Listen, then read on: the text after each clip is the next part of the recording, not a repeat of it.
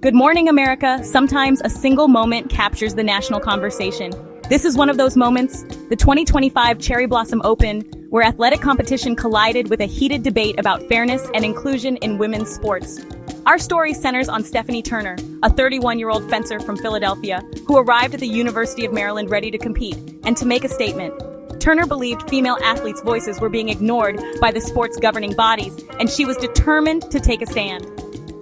The Cherry Blossom Open, usually a celebration of skill and sportsmanship, became the stage for a much larger societal debate. Tensions over transgender athletes' participation in women's categories had been building, fueled by new policies and political discourse. Stephanie's story didn't happen in a vacuum. It became a symbol of the struggle to balance inclusion and competitive fairness. In the months leading up to the tournament, the conversation reached a fever pitch, with new policies and protests in sports nationwide. This regional fencing event suddenly stood at the heart of a national dialogue.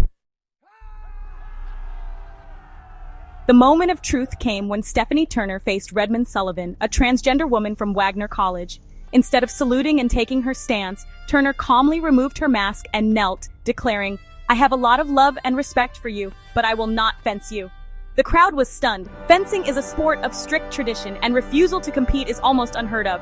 Turner's protest was a deliberate act, born from frustration and a belief that USA Fencing wasn't listening to female athletes. She'd previously avoided tournaments with transgender competitors, but now felt direct action was her only option. Redmond Sullivan, who had transitioned and joined the women's team in 2024, suddenly found herself at the center of a national controversy. The protest was not personal, but it thrust both athletes into the spotlight. Shortly after, Wagner College confirmed Sullivan was no longer on the women's team, adding another twist to the story. The duel of swords was replaced by a duel of principles, echoing far beyond the gym. Turner's actions sent shockwaves through the fencing world and beyond. In fencing, rules are everything. Turner's refusal to compete was a major breach, one that left the referee no choice but to issue a black card, expelling her from the tournament. The black card is fencing's ultimate penalty, often followed by further suspension. USA Fencing responded quickly, reaffirming its transgender athlete policy, which allows transgender women to compete after a year of testosterone suppression. The organization clarified Turner's disqualification was for her actions, not her beliefs.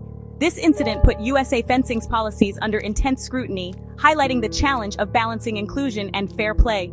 The debate is bigger than one rule. It's about how sports define fairness and who gets to decide. Like many sports bodies, USA Fencing is navigating a complex, evolving landscape. Turner's protest forced a public re-examination of these policies. The lines between inclusion and competitive fairness have never been more contested. News of Turner's protest spread quickly, drawing reactions from sports icons and political leaders. Tennis legend Martina Navratilova blasted USA Fencing on social media, amplifying the story worldwide. The protest came just weeks after a presidential executive order aimed at banning transgender women from women's sports at federally funded institutions. Turner's act was seen by many as part of a broader movement for stricter regulations in women's sports. Inspired by her, other athletes followed suit, like Abigail Wilson, who refused to compete against a transgender opponent at a disc golf event in Nashville. These protests signaled a growing, coordinated effort among some female athletes. Turner received support from advocacy groups, including a $5,000 Courage Wins award from XXXY Athletics. For her supporters, Turner's disqualification was a sacrifice for a greater principle. The controversy revealed deep divisions. Some saw a violation of rules, others a heroic stand for women's rights. The debate was no longer just about fencing, it was about the future of women's sports. The Cherry Blossom Open will be remembered for a protest that captured the passionate debate over women's sports. Nischelle Turner's disqualification made her a symbol in a growing movement. Redmond Sullivan was thrust into a spotlight she never sought. USA Fencing now faces ongoing scrutiny and the challenge of balancing fairness and inclusion. The incident is part of a larger historical moment, as sports and society grapple with questions of identity, biology, and competition. Even as controversy swirls, the spirit of the cherry blossom endures, a reminder that beauty and unity can still be found. In Philadelphia, Turner's hometown, the annual Cherry Blossom Festival brought people together in celebration.